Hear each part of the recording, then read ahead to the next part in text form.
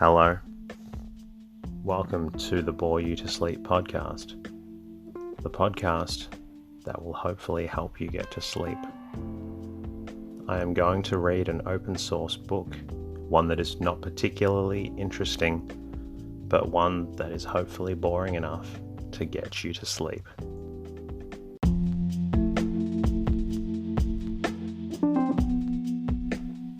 On tonight's episode of the Bore You to Sleep podcast, we're going to take a look at a book that's written about a time in New Zealand.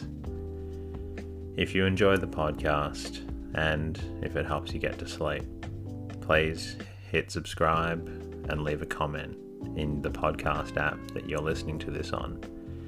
And just say hello in general. It's always good to hear from the listeners. Tonight's story is called A History of the English Church in New Zealand. The book is quite old. It's by H.T. Purchas, M.A. We're going to get into it, and hopefully it's boring enough to make you feel a little sleepy.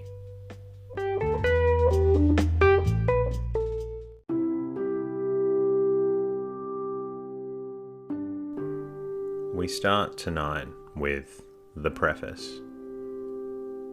If I asked why I took in hand a task of such difficulty and delicacy as that of writing a history of the church in our dominion, I can really find no more truthful answer than that of a schoolboy. Please, sir, I couldn't help it. From boyhood's days in the old country, when a copy of the Life of Marsden fell into my hands, I felt drawn to the subject.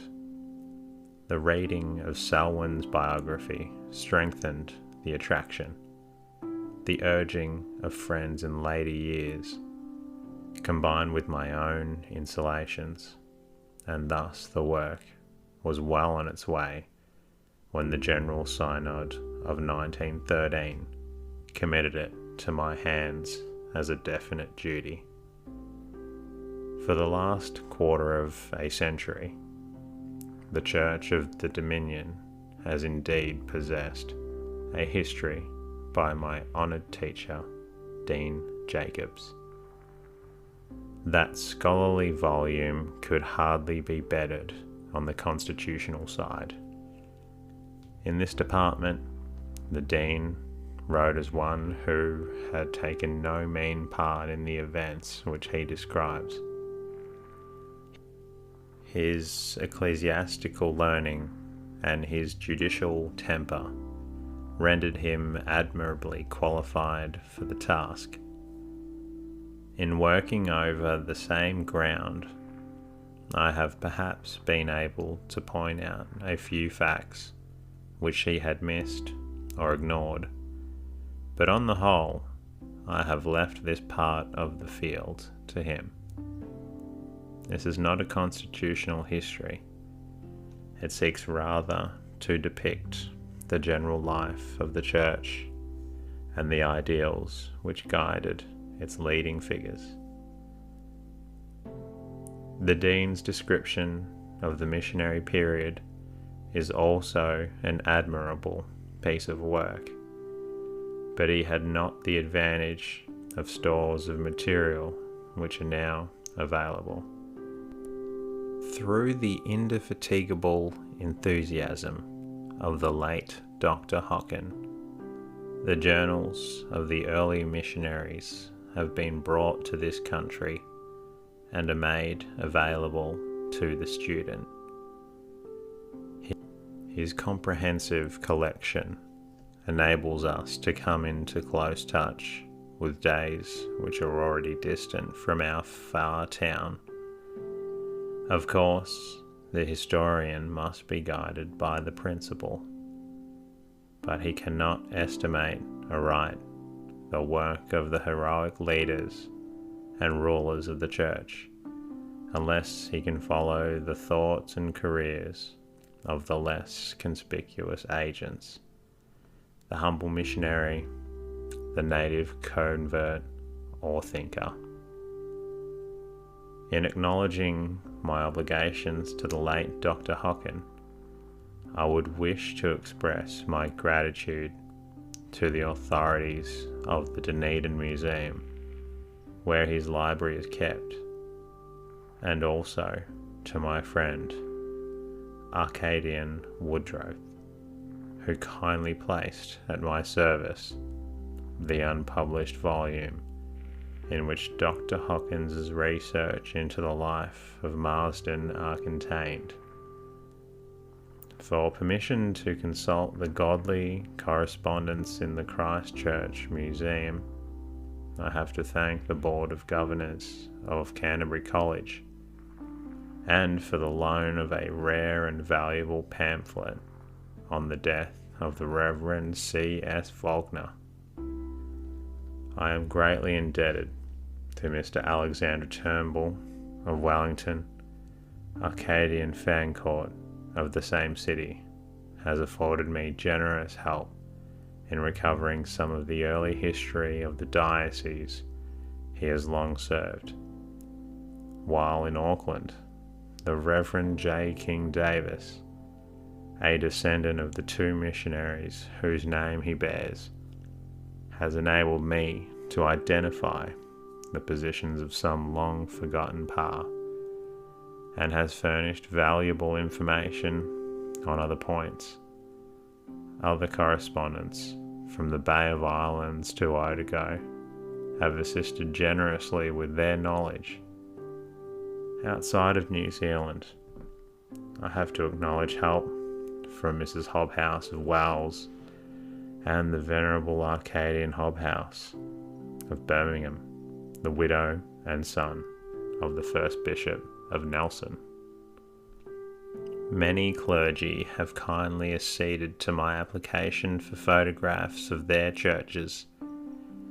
A fair number of these I have been able to use, and to all the senders I desire to express my thanks. For the view of the ruined church at Tamaki, I am indebted to Miss Brookfield of Auckland, and for the excellent representation of the scene at the signing of the Treaty of Waitangi to Mr. A. F. MacDonald of Dunedin. In the preparation of the MS for the press, I have greatly assisted by the Reverend H. East, Vicar of Leithfield. But the greatest help of all remains to be told to the aged and venerable Bishop Leonard Williams. This book owes more than I can estimate. Not only has he furnished me with the abundant information from the stores of his own unique and first-hand knowledge, but on many points he is engaged in fresh and laborious research. Every chapter has been sent to him as soon as written, and has benefited immensely by his careful and judicial criticism. Without this thorough testing, my book would be far more imperfect than it is. It is due, however, to the Bishop, as well as to my readers, to state emphatically that he is in no way responsible for the views expressed in this book. There are, in fact, a few points on which we do not quite agree. The intricacies of high policy or of mingled motive will never appeal in exactly the same way to different minds. My aim throughout has been to arrive at the simple truth, and I have often been driven to abandon long-cherished ideas by its imperative demand. In the spelling of Maori names, Bishop Williams's authority has always been followed, except when a place is looked at from the Pakeha or colonial point of view.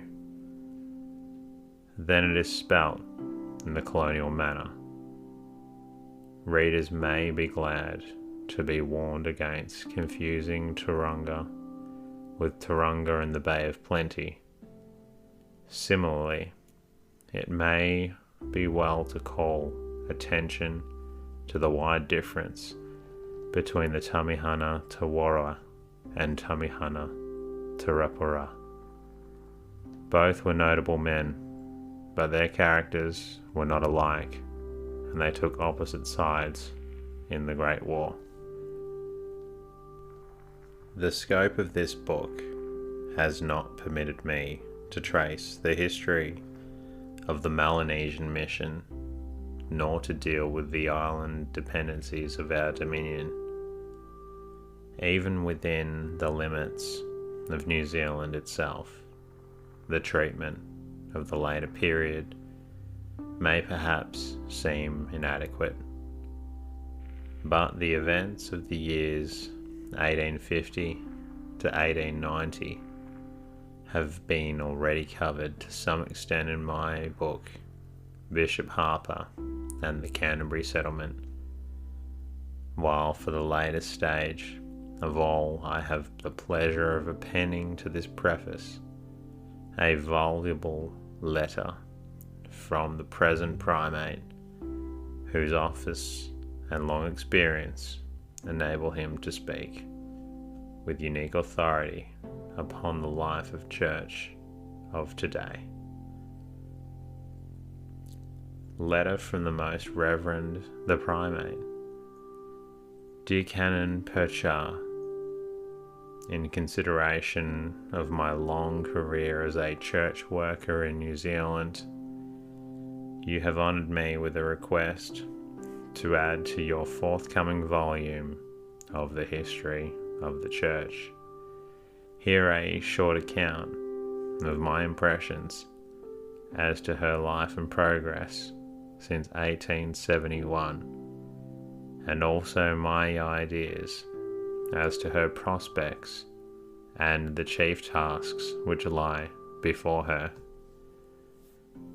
I think the most convenient form in which I could attempt to supply the need would be by addressing a letter to you embracing these topics, which letter, should you esteem it worthy, could be printed with your preface. In turning, then, to your first question, I have to premise that the life and progress of any institution are very largely affected by attendant circumstances and surroundings for which perhaps the leaders of the institution itself are not responsible.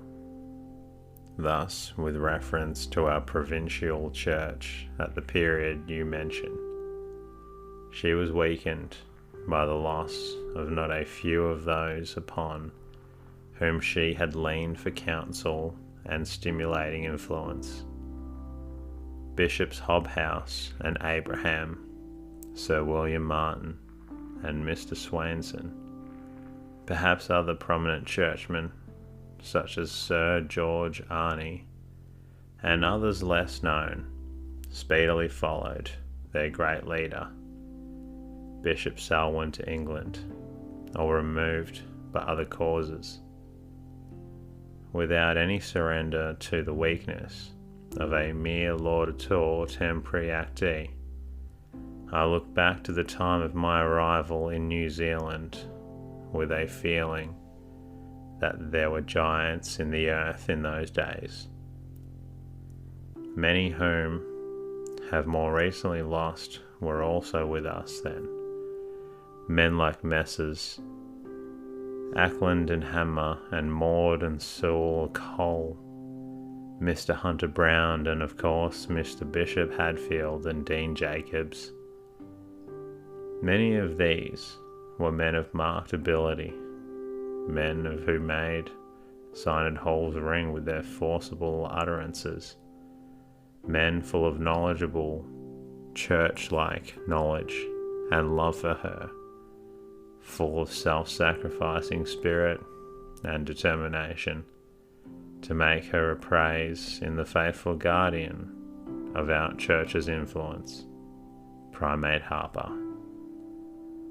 The loss of such fathers of the church has been felt in the interval under review, and could not but affect the life and progress of the church.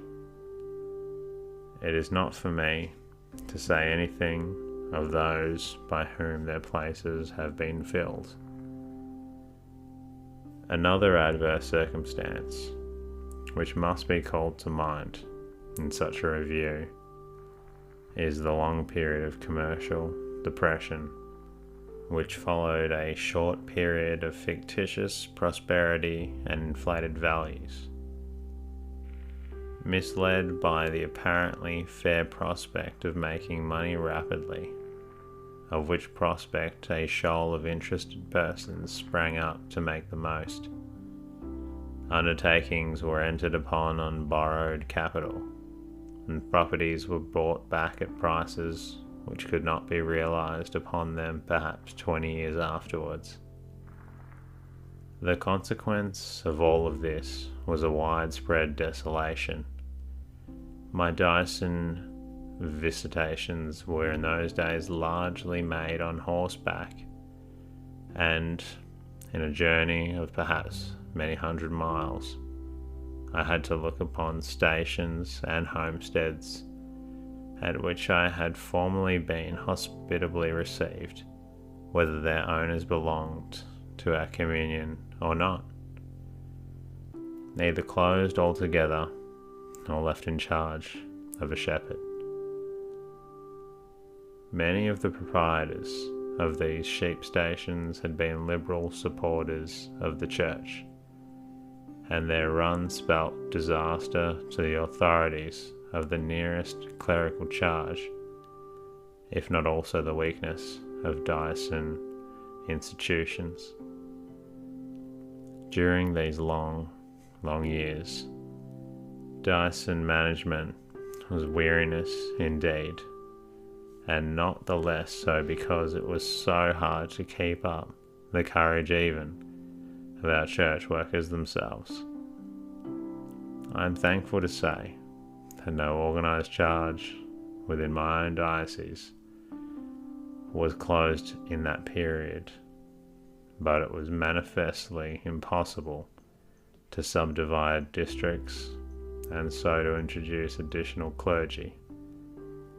Little else could be thought of than holding on. By these circumstances, then, the life of the church was affected and her progress hindered. New conditions were developed, and the rulers of the church had to accept and provide for these new conditions. I am far from saying that the large displacement of the pastoral industry by the agricultural was a misfortune either to the country or the church. As regards the latter, the large increase of the population upon the land has given the church more scope for the exercise of her ministerial activities. But for vestries and church committees, the work is harder, demanding, as it does so much closer attention to the details.